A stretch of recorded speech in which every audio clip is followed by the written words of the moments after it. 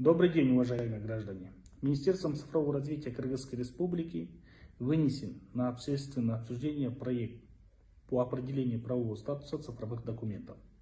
В настоящее время в тестовом режиме доступны паспорт, водительское удостоверение, свидетельство о регистрации транспортных средств, пенсионное удостоверение и сертификат вакцинации.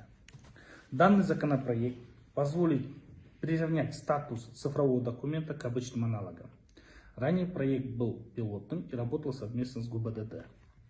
Основным преимуществом цифровой версии документов для граждан это удобство использования ее и, конечно же, экономия времени.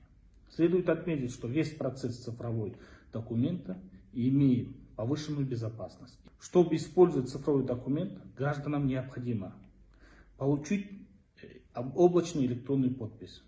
Его можно получить в любой зоне нашего государства и скачать приложение в своем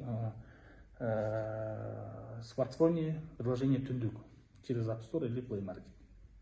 Я могу его визуально показать на своем планшете. Вот. У меня уже скачано приложение Тундук Госпортал. Ввожу свой PIN. Раздел «Документы». Я уже получил в ЦОНе свою цифровую подпись. И, пожалуйста, вот он мой. Это у меня паспорт. Это водительское удостоверение и сертификат вакцинации. Спасибо за внимание.